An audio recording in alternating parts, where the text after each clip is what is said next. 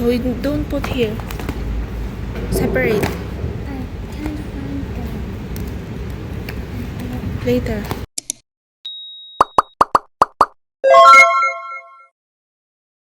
Oh, pak, ganun. Hello mga kabayan, it's me, Uni, ang kababayan nyo dito sa Hong Kong. Ngayong araw nga ay meron kaming lakad nung alaga ko. Bale, hinihintay ko lang siya makatapos sa toilet. Malayo-layo din yung pupuntahan namin kasi babalik kami sa school ngayong araw para mag-pick up ng kanyang mga libro. Yes, tama yung narinig nyo. Mga libro at yung mga activity na sinasagutan nila the whole year. Hindi kasi sa kanila uso yung mga notebook dito at saka mga papel na sinusulatan at kokopyahin sa mga libro. Ngayon, nagdala nga ako nitong cart para dito namin ilalagay yung mga libro niya kasi marami yun at mabigat. Itong darating na pasukan nga nila September 2 ay siya ay nasa grade 3 level na.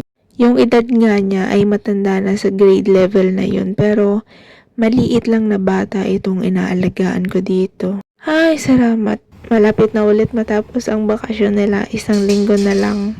Makakapahinga na sa stress. Ay, hindi pala. Hindi kasi nakakatuwa yung bakasyon nila dito kasi mas marami silang ginagawang activity kapag bakasyon. Ikagaya kapag may pasok sila sa eskwelahan, yun lang yung pinagtutuunan nila ng oras at ng panahon ang pagpasok sa eskwelahan. Kapag ngayong bakasyon nga, meron silang activity ginagawa sa umaga at meron silang ginagawang activity sa hapon. Meron pa yan silang oras na magkasunod yung ginagawa nilang aktibidades. Kaya talagang pagod na pagod ang kabayan nyo. Tinanong nga din ako ng amo ko noon dati na alin ba yung mas okay, yung pumapasok siya sa eskwelahan o yung bakasyon siya at may mga activity. So, syempre sinabi ko yung totoo. Mas maganda yung may pasok sa eskwelahan kasi yung buong araw niya na andun lang siya. Hindi kagaya ngayon na bakasyon, nahahati yung mga activity niya sa mga oras at nakakaligtaan ko pa minsan. Sobrang pagod mo ng kakalakad tapos may iisipin ka pa na ay may sunod pa siyang gagawin sa ganitong oras at saka sa sunod na ganitong oras.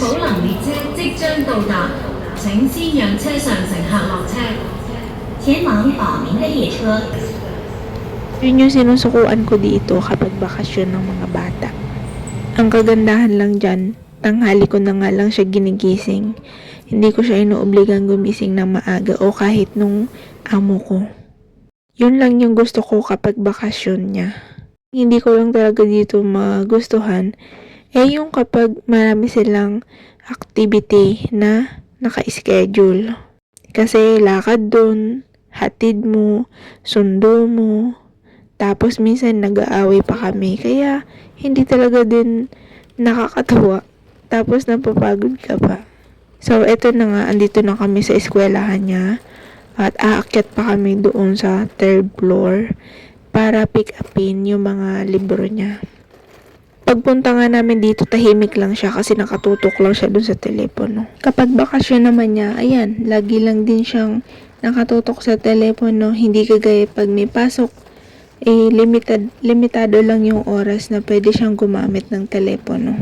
Ito nga sa nilalakaran namin to nagaganap yung hatid sundo at yung mga away namin, yung mga moment na masaya at saka magkagalit kaming dalawa bago siya pumasok sa loob ng gate ng eskwelahan niya.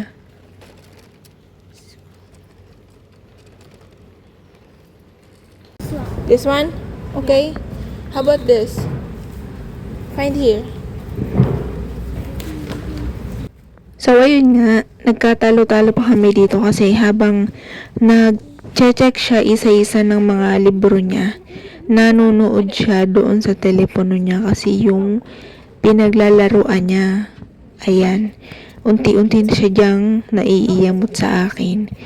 Eh ako nga, kailangan ko siyang ma-check kung tama ba yung ginagawa niya kasi kapag nakaligtaan niya yan, parehas kaming mapapagalitan ng mama niya. Eh sa dami niyan, tinitingnan niya yung papel na chinechekan niya tapos titingin siya doon sa telepono niya. Kapag hindi siya nakakapag-focus doon, madali siyang umiinit ang ulo. Hindi naman pwedeng hindi niya susundin yung sinasabi ko diyan dahil nasa school kami. At kailangan namin matapos yan dahil pagkatapos nito, may panibago ulit siyang gagawin na activity. Eh ako naiinis na rin ako ng mga oras na to kasi hindi talaga siya nakikinig sa akin. Pilit ko siyang pinapatigil doon sa paggamit niya ng cellphone niya. Sa tinulungan na lang kami nung isang guro, nagtanong siya doon kasi meron siya nakaligtaan. Yun, natapos din naman ng maayos at ito na nga, pabalik na ulit kami. Pahirapan pa yung paggamit dito ng hagdan kasi medyo mabigat itong mga dala-dala kong libro niya. Kasi pwedeng gamitin yung lift. Well, exclusive lang yun sa staff ng paaralan.